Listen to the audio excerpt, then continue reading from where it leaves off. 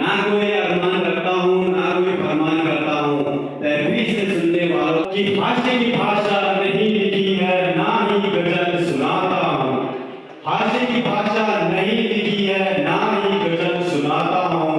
कविता लिखनी नहीं आती, चीखे लिखते जाता हूँ।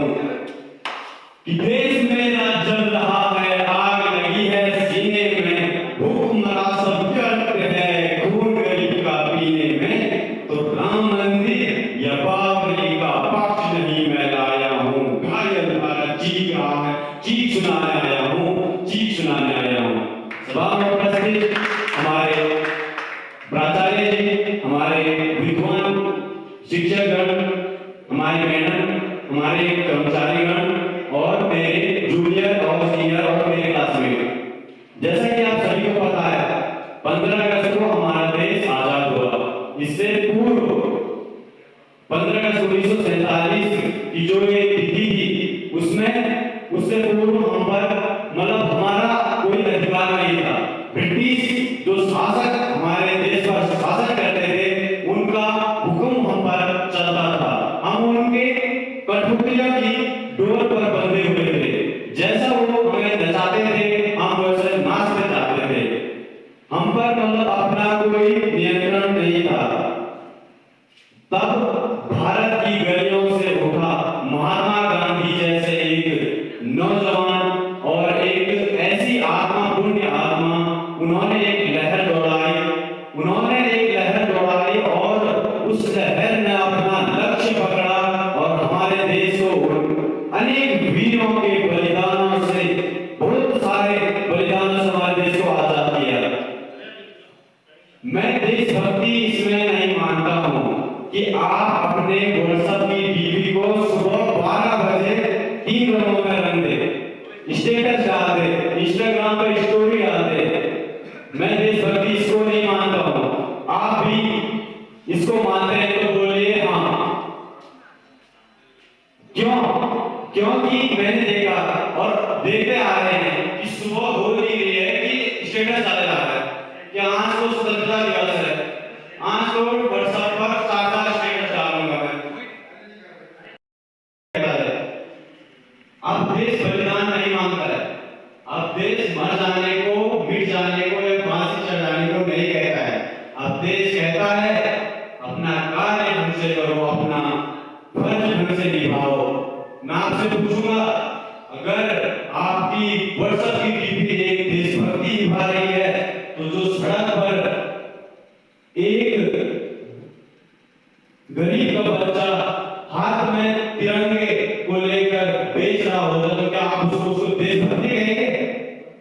ये उसकी देशभक्ति नहीं है, ये उसकी पेट की भूख की आग है कि ना मस्जिद को जानते हैं ना शिवालयों को जानते हैं, ना मस्जिद को जानते हैं ना शिवालयों को जानते हैं। जो पेट के भूखे होते हैं ना साहब, वो भोजन के दीवारों को जानते हैं, वो भोजन के दीवारों को जानते हैं। तब कहते थे कि हाशिए की भाषा नहीं लिखी है, ना गजल सुनाता हूं। और कहा था बस ये बात हवाओं को बताए रखना, बस ये बात हवाओं को बताए रखना, रोशनी होगी चिरागों को जलाए रखना, लहू देकर जिसकी हिफाजत की शहीदों ने, सदा उस तिरंगे को दिल में बसाए रखना, दिल में बसाए रखना।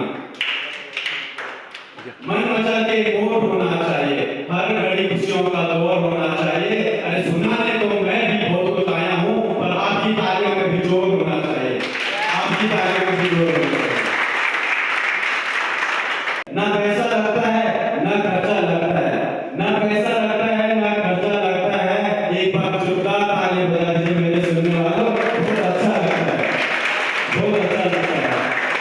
कहा था सारे जहां से अच्छा हिंदुस्तान हमारा, हम बुलबुले हैं इसकी, यह गुलिस्तान हमारा।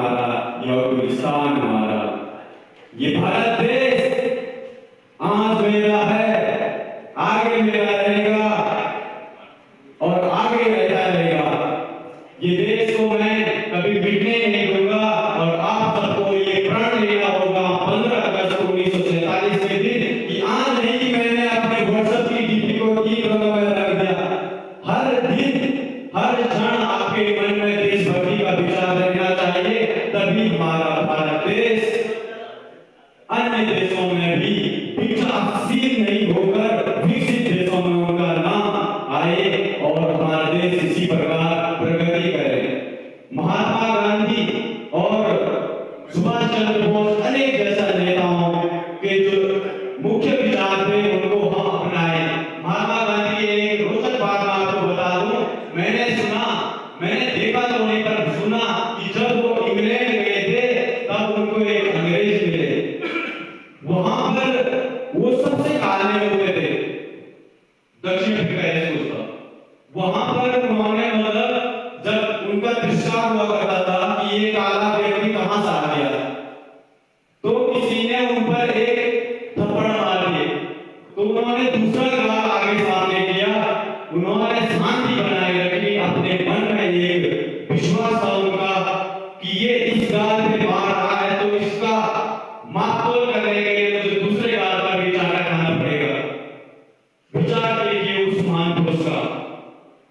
ऐसे ऐसे विचार कभी कभी एक विशेष आत्मा मतलब दिव्य आत्माओं में मिलना संभव होता है। तो आप भी उन्हीं की तरह बनने का प्रयास करेंगे।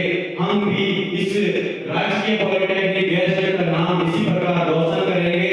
इसका नाम यहीं तक सीमित नहीं होना चाहिए, आगे भी हम ऐसे ऐसे कार्यक्रम करेंगे। और हमारे सभी सहपाठी भाई और बहनों से मेरा अनुरोध रहेगा कि अपना कार्य ढंग से मतलब एक सुव्यवस्थित ढंग से निभाने